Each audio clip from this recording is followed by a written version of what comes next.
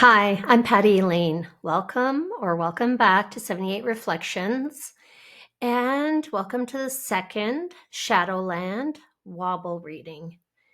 In today's video, we'll take a dive into this unique tarot spread, the Chariot, that has been created by the Mindful Tarot, and I've been doing it for some time now. And I am working my way through the Shadowland Tarot. I have to show you.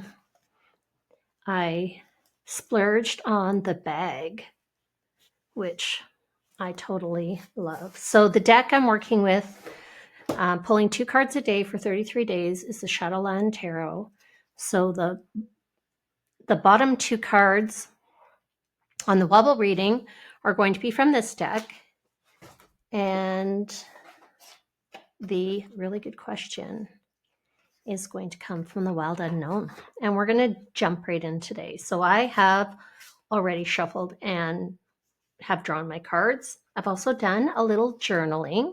So if you see me looking down, I will be looking at my journal, my notes, my thoughts, so that I can share them with you.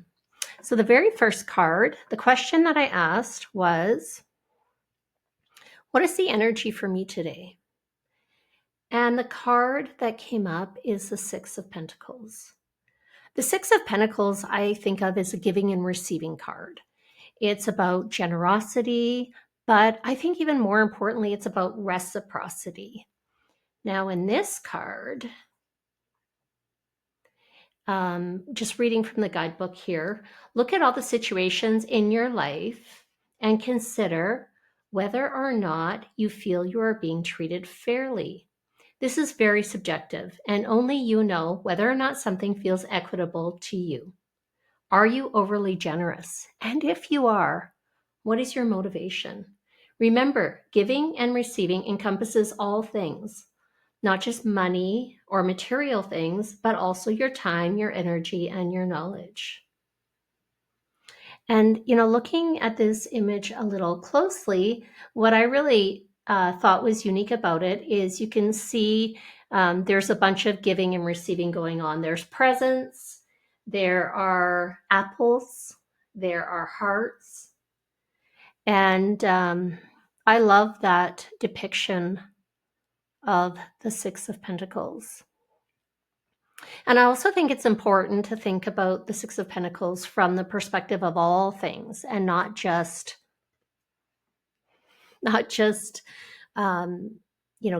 giving or receiving things, but also time, energy, and all of that. And I am an introvert. And so even though connections are really important to me and really valuable to me, they are very draining. So I find that, especially when it comes to my time and my energy, that I have to carefully balance it. So I have just been going through a season that has been busier than usual for me. More people coming to visit, more social interactions. And even though I'm grateful for it and happy about it, I can see how I would be experiencing, maybe a bit of the shadow side of this, where I'm feeling that it's in a bit of an imbalance. So the competing energy that came up is very competing. And it's a beautiful card. It's a star. So the word that comes to mind for me when I think of the star card is quietude. It's a hard word to say, but I really like the word. The star card follows the tower card. So it's a peace after the storm.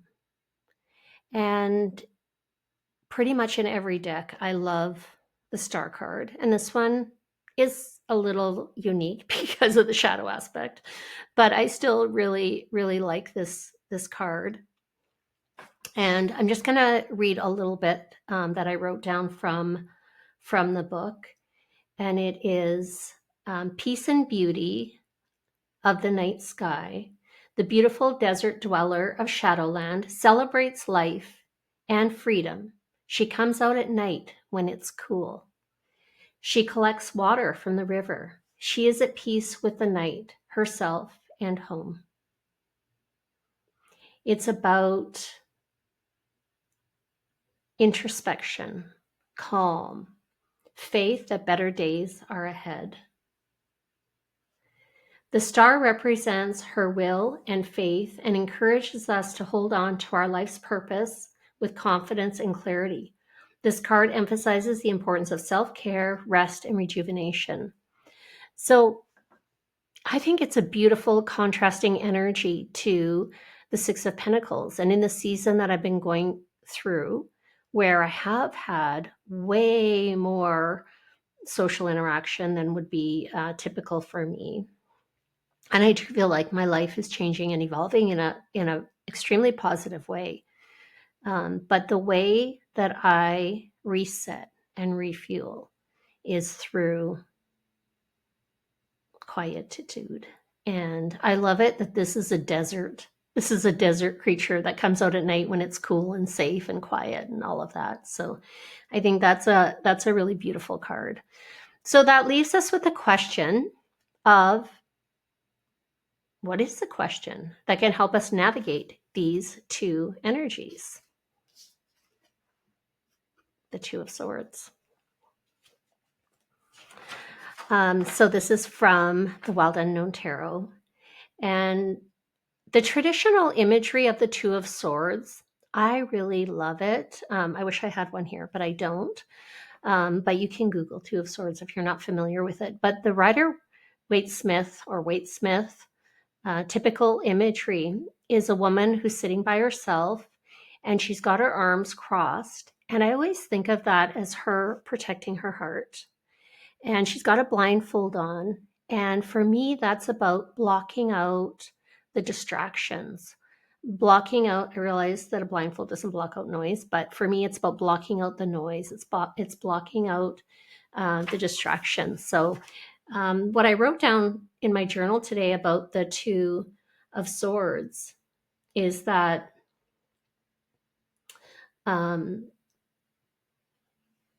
I wrote about protecting the heart and that the blindfold is blocking out external distractions and focusing inward.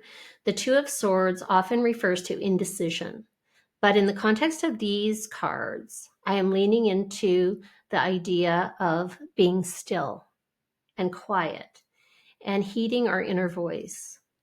Because the truth of the matter is, we know ourselves and we know when there's an imbalance between giving and receiving and self-care. We often don't acknowledge it, but I definitely think for me, I definitely know when there's an imbalance.